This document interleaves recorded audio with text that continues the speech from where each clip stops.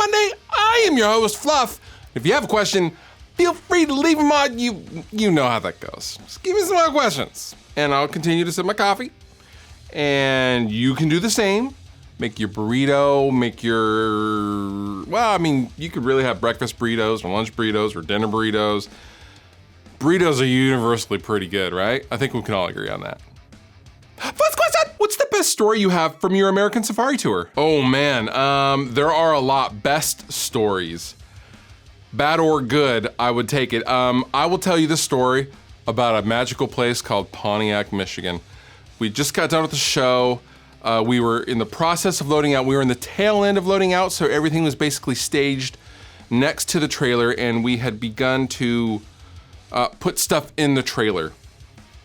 This is one of the rare venues that had a shower, and they had towels, and like they had, soap and shampoo, and like they had all the toiletries for the bands to take showers. And it was my turn, so I was just gonna go down. I went down to the green room real quick, which was underneath the stage, and I take a shower, I get dressed, and as I'm walking down the halls, I hear what I think are fireworks, and I think the guys are basically screwing off when they should be loading, because we're trying to get out of there, right? We have to go to the next venue.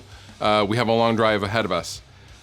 I come out, and all three bands, Riffs, Home Team, and my band, are kind of in the entryway. There's an entryway next to, and then you go into the street. So there's like the little staging area where like there's some elevators and things like that. And they're kind of in that area. They're not outside with the gear. I have my backpack on. I think they're shooting fireworks at each other. I walk out and I immediately start yelling at everybody, "What is going on? What the F is this? What the F is this? What are you guys doing standing around?" And they're like, "No, what are you doing?" And someone grabs me, and I think it was Jay, Drew's tour manager, was like, "Dude, you have no idea what's going on, do you?" And then John from the Home Team was like, "Dude, did you really just miss that whole thing?" Well, what had happened was everyone is loading, and they heard what they thought was fireworks, and then a guy runs out of the alleyway at the end of the street that we're on, shooting, and there was basically a gunfight between two dudes, and one of the guys had what the police later said they suspected was a semi-automatic rifle, and then another guy had a hand pistol, and we could see the ricocheting bullets on the street, so everyone just dove into the little foray, and I had no idea, so I just started yelling at everybody, and little did I know there was people shooting at each other like 100 feet away from the van. So that was Pontiac, Michigan. Good times. Saw you guys on tour, and you had a crazy light show. How did you get the light show like that in small venues with only a few lights? That's easy. We had a few strategic lights. We had 4 movers and 2 strobes and a smoke machine. And we hired a brilliant light guy, a front of house guy, to program the lights in MIDI in Ableton. And his name is Brent Washburn. Brent, if you're watching, love you, miss you. Brent did the light show for 100 Suns that we toured with last year, and we thought, their lights are sick. We got to get that guy. And Brent was nice enough to program our lights remotely, and then he would send us the file, and then we would set it up at our practice space, and then we would kind of fine tune it. And yeah, it worked out really, really good. We gave him the set list, we gave him the songs, and he just programmed everything as he saw fit. And if any changes needed to be done, we would just simply tell him the changes that need to be done.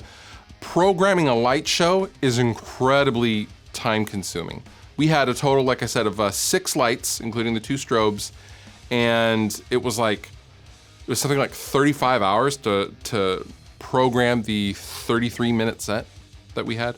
So it's not something that we had time to do ourselves or even learn how to do adequately ourselves. And in that case, it was just best to just hire Brent, and he was worth every penny. It was awesome. I'll link down below to his Facebook profile if any of you guys are looking for a programmed light show or front of house tour guy. Brent is your guy. How important do you find a manager, publicist, tour manager, etc.? All 3 of those things vary greatly on importance depending on where you're at in your career. A tour manager is extremely important if you're touring. And a good tour manager is worth their weight in gold because they will handle all the stuff that you don't want to handle. the money, the settling up with the promoters at the end of the show, the logistics, what time you have to be in the van, etc., etc. A publicist is good to have if you can afford it. A publicist will essentially use their contacts to go to, various outlets, and they all have different outlets and contacts, but essentially the job of a publicist is to push the thing that you're putting out. In this example, let's say a new album. They're going to get your video premiere on Billboard Magazine's website or Alternative Press's Facebook or something like that. Get you on Spotify playlists, which is why I always laugh when random small unsigned bands go, "Oh my gosh, we're on a playlist, we're so lucky." Like, no, you just paid a publicist $5,000 and then they in turn get you on playlists on Spotify, because that's how that works. A manager, that depends. Really, you don't need a manager until money starts coming in. And even then, as I will attest to Rest Repose's management stuff, we can't get management. I don't know why, but we generate plenty of money and we can't get management at all. But just be aware, if you do want management, you should set some expectations, and you should also be aware that they will take a percentage of everything you bring in. Everything you bring in. Merch, that show that you played that you got paid for, they take their 20% out of that, etc., etc. So management, I would say, should be your last priority. You shouldn't even be thinking about management if you're asking me that kind of question. But really, I would say a booking agent is the most critical part of growing your band. If you're trying to tour and get out there, find a solid booking agent and become BFFs with them, because they will literally make or break you. And now, Fluff reads a tweet. Asking someone to dinner is kind of weird. Hey, do you want to consume and put food in our mouths in each other's presence?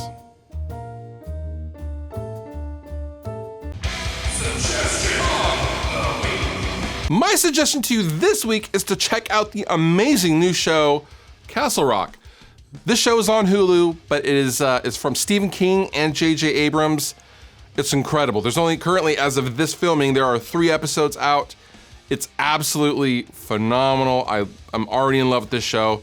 It's creepy. It's very Stephen King-esque, but it's very modern. It's very vintage modern in feel, because I won't give anything away because of reasons. It's very vintage modern in feel. It's fresh, but it feels familiar in a good way.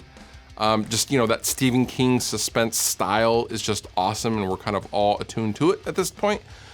But if you like thriller, suspense, horror, supernatural stuff, check out Castle Rock. It's awesome. All the Pokemon links down below in the description. You've been wonderful. I've been Fluff. Thank you so much for watching, and I will see you next time.